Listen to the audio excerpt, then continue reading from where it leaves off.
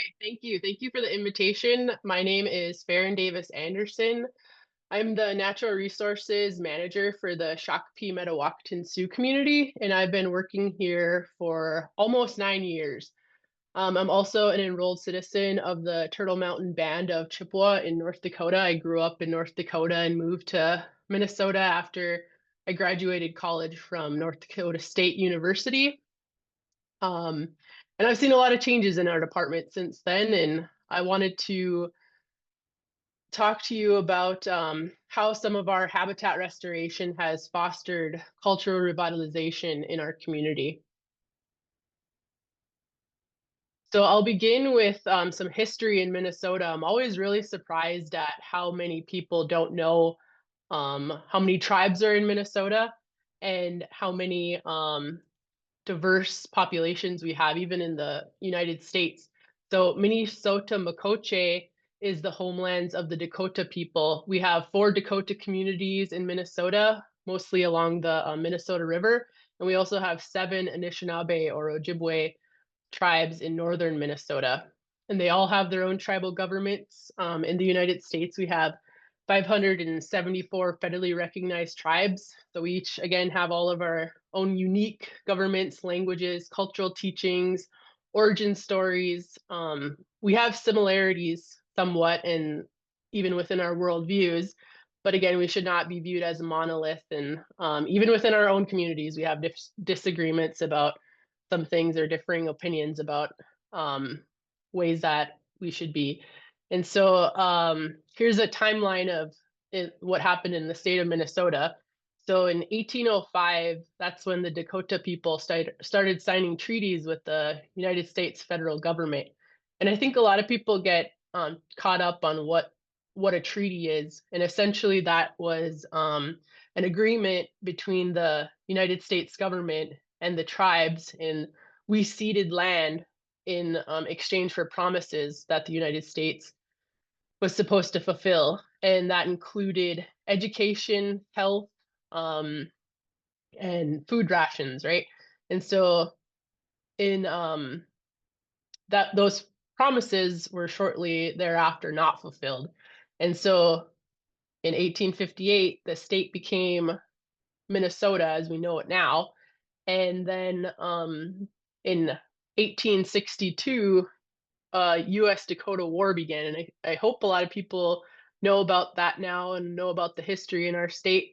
And so what happened there was, again, the Dakota people were promised food, and that wasn't being fulfilled, and so that led to a rebellion of a small group of Dakota people against the United States government because their people were starving. And so that after that, we it was a tragic occurrence, and that led to the Dakota Expulsion Act in 1863. And so that law is actually still in place. It's a federal law. It basically got rid of all of the Dakota treaties that were in place, and it made it illegal for Dakota people to live in the state of Minnesota. And there was a small group of Dakota people that stayed in the state, and so that's where you see these small communities now. But it's kind of interesting to think about that it was illegal and still is technically to be a Dakota person in this state. Um, and the act applied to all Dakota people, whether they joined the war or not. And so I just like to go over that history so that we remember what happened in this state. So in the I work for the Shakopee Mdewakanton Sioux community, and we were federally recognized in 1969. So it's a fairly new tribe. Started with less than 250 acres, so it was a very small reservation to begin with. And now we're over 6,000 acres today, and we've dedicated a lot of resources to restoring habitat here. And so over 1,000 acres of prairie has been restored along the Minnesota River Valley, where we're at currently today. And we're just southwest of the Twin Cities, about 30 miles. And This area was once or is considered the Big Woods subsection, ecological subsection. So there were a lot of maples, sugar maples, basswood, oaks. But I think we often forget that there were a lot of prairie areas and oak savannas along the Minnesota River that were tended to by the Dakota people. And that image there kind of depicts where some of our villages were. So Tinta Otonwe was it translates to the prairie village, and that's where the Shakopee Mdewakanton Sioux community's ancestors lived along the Minnesota River in Shakopee. And we actually have burial mounds that we manage there that are not owned by the community, but we manage them in conjunction with the city of Shakopee. And so we've restored an oak savanna area there over the burial mounds, and we do a lot of work to tend to that area. And I like to point out too that Scott County is one of the fastest growing counties in the state of Minnesota. There's a mix of commercial, industrial, and housing development. So our job is to provide access to natural areas so that we can have opportunities for the community to practice those cultural values and to restore the community's reciprocal relationship with the land. So what does that mean, reciprocal relationship? Um, So it's the restoration of land and culture, because when you restore an ecosystem, this can contribute to cultural revitalization. And a lot of our culture are place-based. And so if we don't have these places to go to practice our culture, that's a loss of our culture. And so we need these areas to be able to pray, to be able to do some of those things that our ancestors were able to do, like harvesting, collecting medicines, things like that. And if you've ever read Robin Wall Kimmerer's book, Braiding Sweetgrass, she does a really beautiful job of explaining what reciprocal restoration means. Western science is really limited in knowledge to concept and method, right? And reciprocal restoration includes the community, it includes your heart. And oftentimes in Western and mainstream science, humans are viewed as a threat to ecosystems. Um, so that's why we have a lot of laws in place that there's no harvesting allowed in some certain areas, maybe at your local park or at your local wildlife refuge. You're not allowed to harvest or take any plants off of those areas. And in our worldview, or in our indigenous worldview, there's an interconnectedness there. So people are part of ecosystems. And if we restore and care and acknowledge that the plants are there, they're going to know that we need them. And so that's a big difference, right, between what Western science says that we're the bad guys. But I think that we forget that these plants, they co-evolved with our care, our tending to them.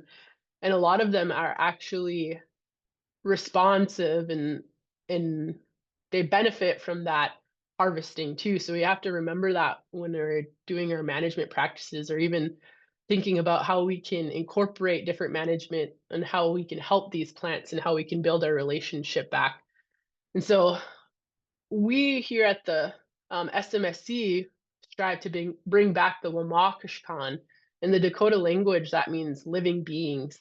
And so I think, again, in Western science, we don't really think of, a plant or animal or rock or tree sometimes as our equals, but they really are, or they're above us because they were put here before us and they're here to teach things and we're here to learn from them. And so the Wamakashkan, there's not a word for animal or plant in the Dakota language. Wamakashkan is all living beings. And so that's our goal with our natural resources or habitat restoration, to bring back those in a holistic way. So what's the word for, I wanted to include this, what is the word for bugs in our languages? And so I've given examples of the Dakota language, Wabudushka, and in the Anishinaabe Ojibwe language, it's Manadoons, and that translates to little spirits. And I really like that because it tells you that, again, we had a really strong relationship with these little beings, these little spirits. And I wanted to kind of set the tone What does that mean? How are we what is our relationship with these little spirits? How can we help them? And I think one couple of those ways is what you're doing right now, right? You're learning about them. You're learning about our how we can better serve them, how we can restore habitat, how we can limit our use on pesticides. And then again, just thinking of them as our relative is something that's important because it puts you in a different mindset of, this is something that we have to take care of, the same way that we take care of our relatives. So if you can imagine taking care of your grandmother or your daughter the same way you take care of these manadoons or little spirits, I think that can go a long way in shifting our mindsets and making sure that we're taking care of them in an appropriate way. So some examples of how we can revitalize our culture, right? So pate or ishkode in the Anishinaabe language is fire. And so fire has been shown to help these little spirits, right? So we've been reintroducing fire through prescribed burns here since 1999. And we've got to remember too that our ancestors had a spiritual connection to fire. Fire also has a spirit, and this practice was criminalized in the 1900s by the federal government. And today, traditional fire or cultural burning, we're relearning that practice. We're connecting with it again and revitalizing it because it was criminalized. So our ancestors would be punished for practicing this in the 1900s, and there's actually examples of that and documentation of that that I've read, even as close as Fort Snelling. So I read in 1835, there was a major named John Bliss at Fort Snelling. And he said that I have ordered the Indians in the most positive manner not to set fire or permit their children to fire the prairie on any account, for it is sure to burn up the fencing, wood choppings, haystacks, and again the cattle suffer and horses, and the game is once driven off to great distance. So to me, that means that settlers they didn't understand why we were using fire, and we were often using it in very sophisticated ways. So there's a short list there on the slide, and some of the most common reasons were to stimulate native plant production because we understood that plants and other little spirits would benefit from fire if we used it in appropriate ways. And so we could also use it to make travel easier. I often hear people saying that, you know, um, you look into a forest and there's a lot of thick understory. And we got to remember that that, again, wasn't historical either in a lot of cases because our ancestors were keeping those areas open for easier travel. And if wildlife can't travel through those areas, we can't either. And so I often like laugh at people, or not laugh, but like think to myself, no, that's not really great cover or really great habitat for these relatives because they can't move through it and we can't move through it. So how about we use fire to create openings and create some diversity in the landscape there? And then another reason we used fire was to persuade different game species to new areas. And so we knew that bison, elk, deer, pronghorn that were once in this area were enticed when areas were burned because that new growth from that after the burn was really palatable. And so people and those animals they were drawn to these areas. So we used to use fire to make hunting easier and to provide better forage for our relatives that way. And fire was often used to clear campsites and also in warfare. And then it's also a big part of our ceremonies. So most of our ceremonies involve some type of fire component, and we use it in very special ways. I want to talk about the difference between cultural fire and prescribed burning as well, because contemporarily we have prescribed burning. And even though we're still kind of in a deficit for what we had on the landscape before the practice was criminalized, we do a lot of prescribed burning nowadays. There should be more, but I like to differentiate what cultural fire is versus prescribed burning because sometimes people like to use those terms interchangeably, and they're two very different practices. It's all about intention, right? And so, cultural fire is a sacred practice, and it's often performed within your community. So, in prescribed burning, I have been involved in a lot of prescribed burning, and I can tell you oftentimes you're burning with people that you don't know or haven't interacted with before. But in cultural fire, if you're involving your community and family, that's something that's a practice that's performed with your elders and performed with your children. Because if you have your children involved, that's something that's going to continue in the future, right? It's really easy to pass on those traditions when you have your children with you and you're performing these acts together. And natural ignition sources. I was at a training in California a few years ago, and one of the things that we learned about was natural ignition sources that they had learned from their ancestors. And so they use pitch sticks to light fires. In prescribed burning, we use drip torches, which are really fun, and but they are also very powerful. And that was something too that somebody had said there.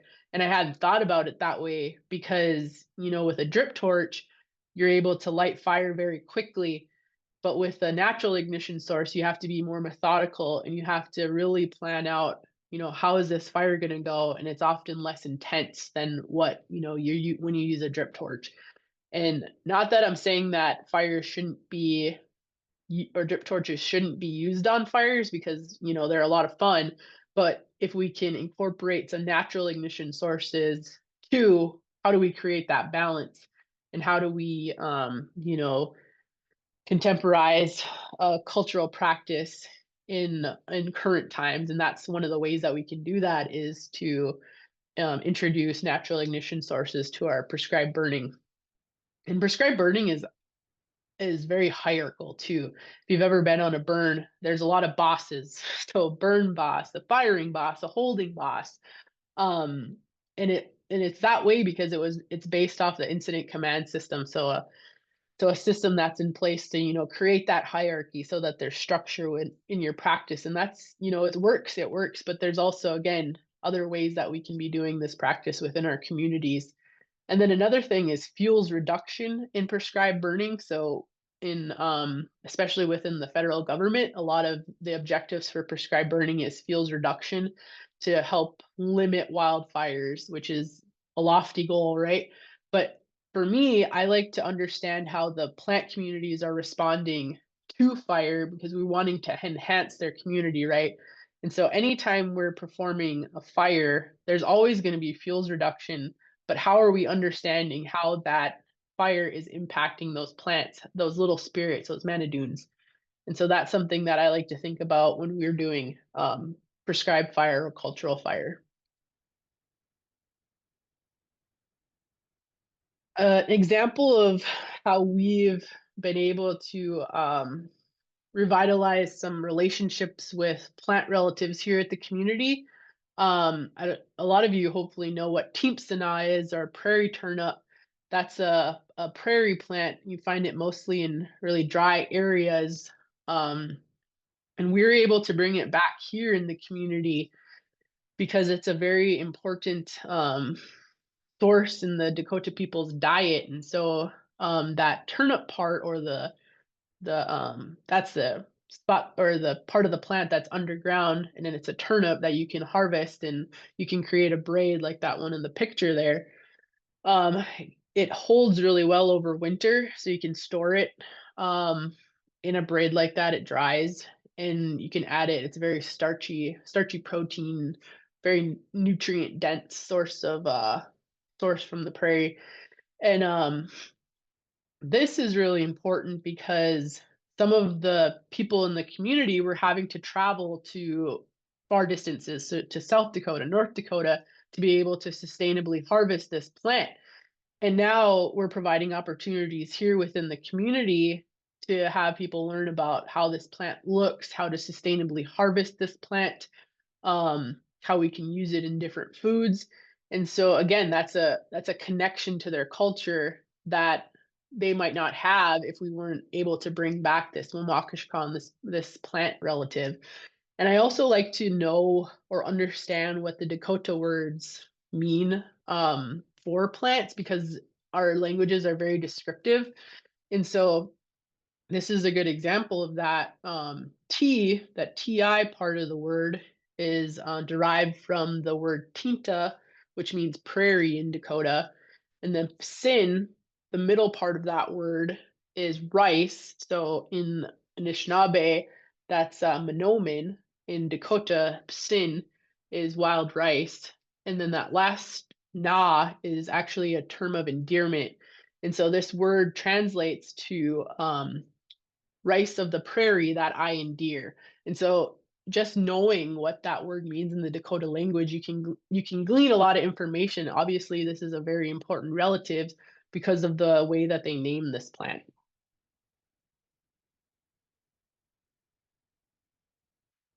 And we've also reintroduced bison back to this area. So pate or tatanka is the words for bison in the Dakota language, and then mushkode bijihik is the Anishinaabe or Ojibwe word for bison, and mushkode is prairie.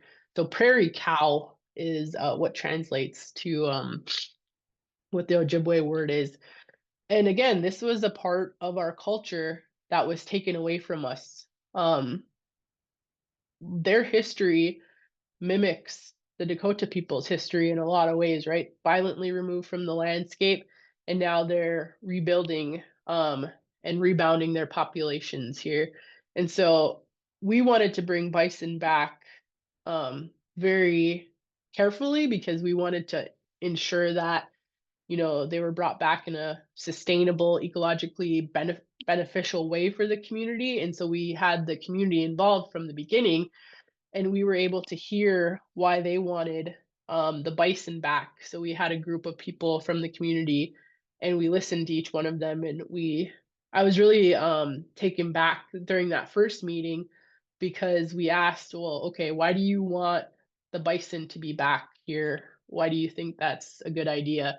And basically almost everybody in that room said that they wanted their relative back on the landscape. And I thought that was really powerful because I hadn't thought about it from that perspective. I have a Western science background. I'm also Indigenous, but sometimes my science background takes over, and I think of like, well, this is going to be beneficial for the prairie because that's a keystone species that's missing.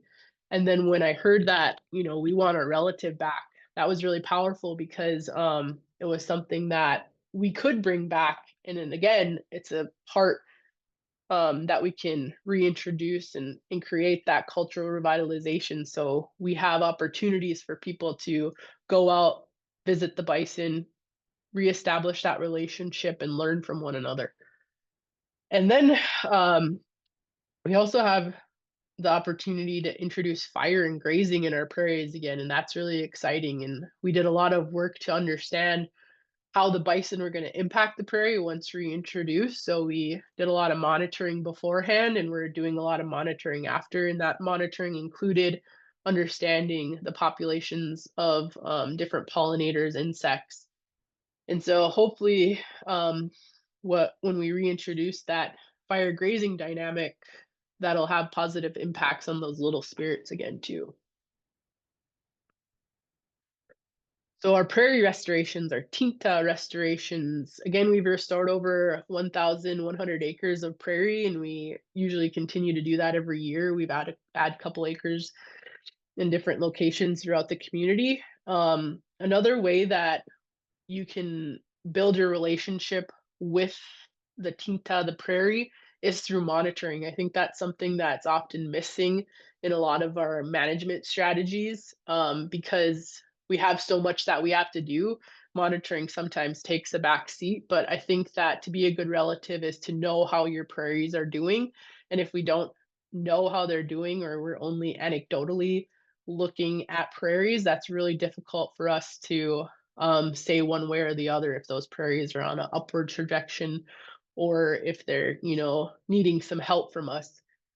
Another thing that was really important in our community is to build capacity to collect seeds. So we had started with such a small land base of 250 acres that we didn't have any remnant prairies that we could collect seed from to do these prairie reconstructions.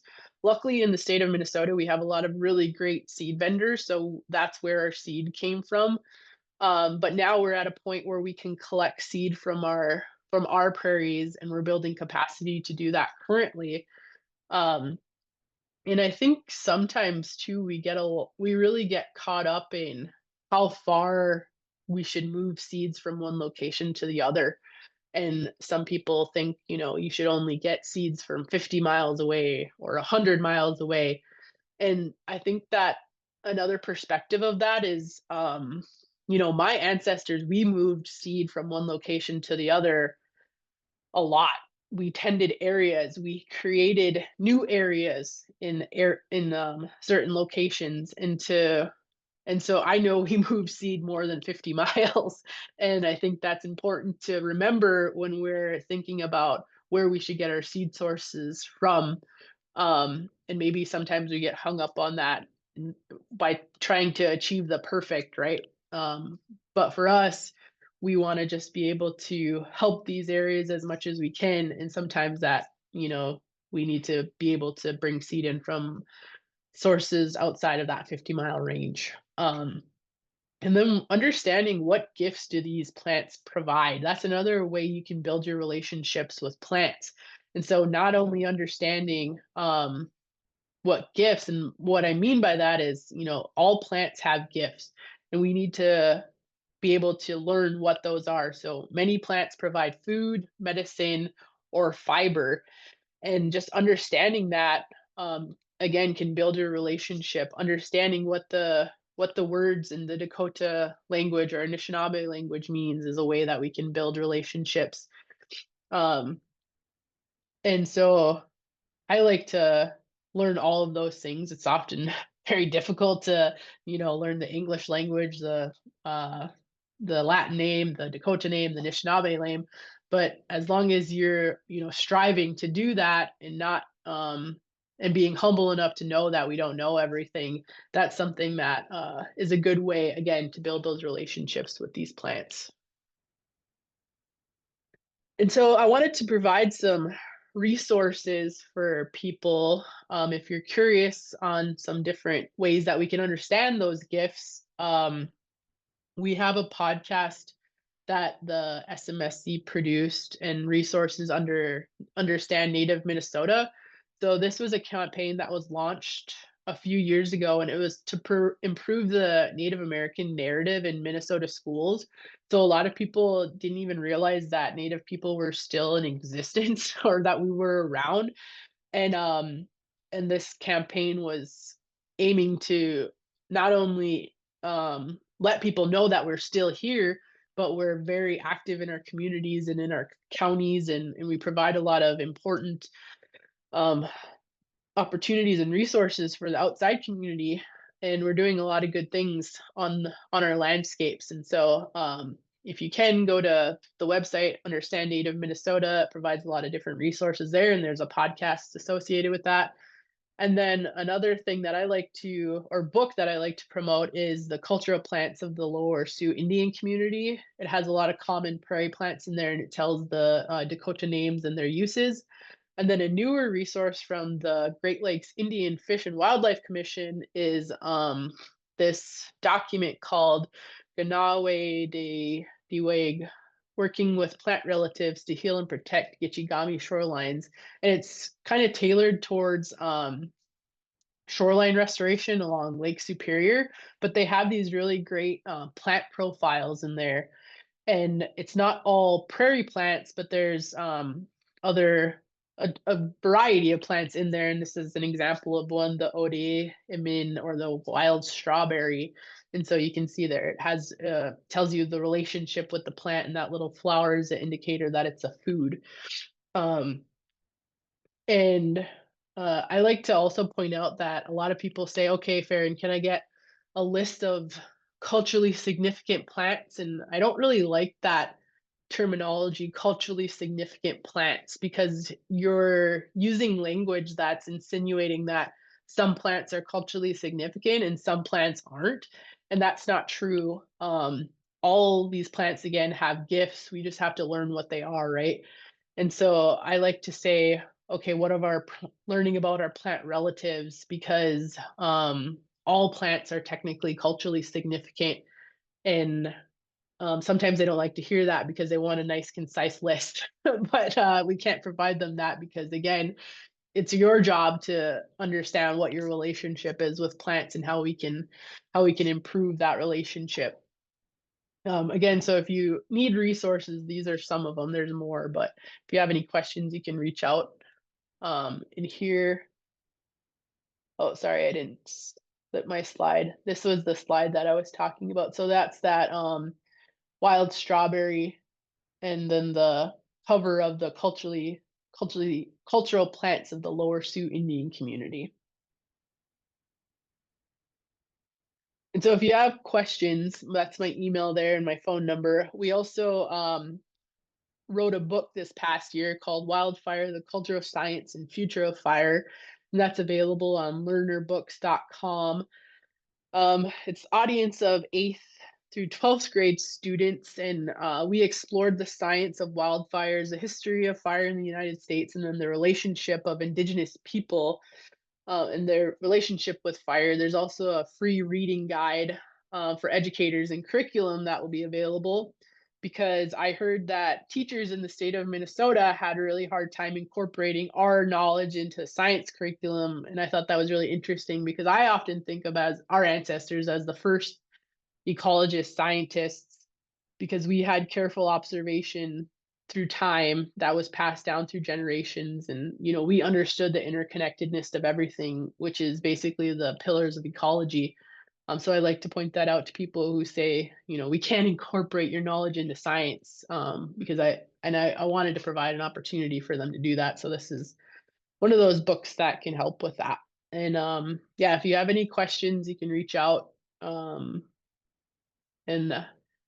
yeah, let's all just improve our language or improve our relationships with those little spirits.